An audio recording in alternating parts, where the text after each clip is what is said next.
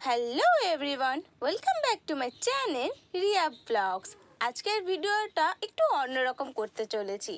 অনেকদিন নিজের হাতে কিছু বানানোও হয় না, আর তোমাদের জন্য বড় ব্লগও আনা হয় না।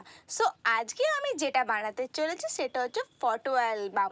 সেটা বানানোর জন্য তোমাদেরকে কি কি নিতে হবে সেটা বলে দিয়ে আগে কুট পেপার যে কোনো রকমের নিতে পারো তোমরা, আর তোমাদের পছন্দ মতন আর্ট পেপার, কাঁচি, আঠাতে এগুলো তো দরকার পড়েই।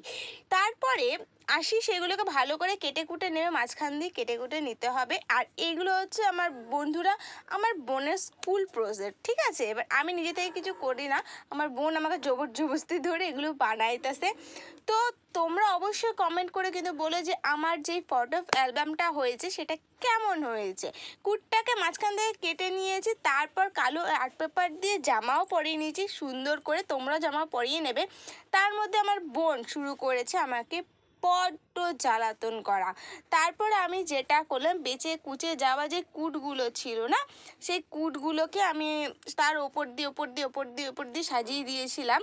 এবার যেহেতু আঠাটা যে গ্লুগানটা ছিল না, গ্লুগানের বদলে সেমনি ফেভিকল আঠা নিয়ে করছিলাম, সেহেতু সারতে মানে আর্ট পেপারগুলো ওর মধ্যে জয়েন হতে খুবই সমস্যা নিচ্ছিলো, খুবই মানে আটকাতেই চাইছিল না, অনেকক্ষণ ধরে ধরে বসতে হচ্ছিলো আমাকে। তারপরে গিয়ে ওই জিনিসগুলো সারছিলো। দেখো আমার কিন্তু হয়েই গেছে, তারপর আমার বোন কিন্তু জ্বালানো ছাড়ছিলোই না।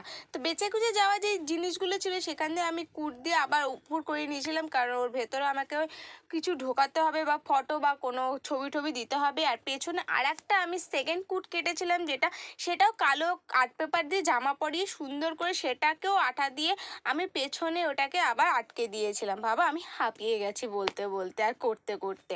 এই আঠা লাগানো হয়ে গেছে। তো তোমরা কার কার কোথা থেকে ভিডিও দেখছো অবশ্যই আমাকে কিন্তু বলবে। তারপরে আমি বানিয়ে নিলাম হচ্ছে ফুল।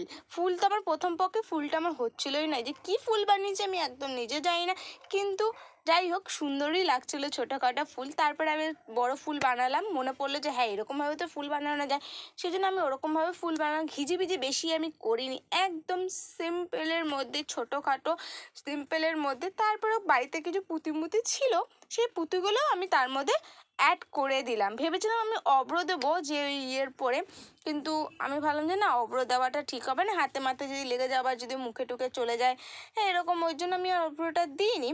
তো লাস্ট ফিনিশিংটা দেখো কেমন লাগছে বলো। আর আমিও ভাবলাম যে মাঝখানটা ফাঁকা থাকবে, সেজন্য আমি একটা ছোট্ট একটা কার্টুন আমি এঁকে দিয়েছি। তো এবার তোমরা বলো যে তোমাদের ভিডিওটা কেমন লাগলো। যদি ভালো লেগে থাকে অবশ্যই লাইক, কমেন্ট, শেয়ার, সাবস্ক্রাইব যা যা আছে তোমরা করে কিন্তু যাবে, আর কমেন্ট কিন্তু অবশ্যই করবে। তো দেখা হচ্ছে নেক্সট ভিডিওতে।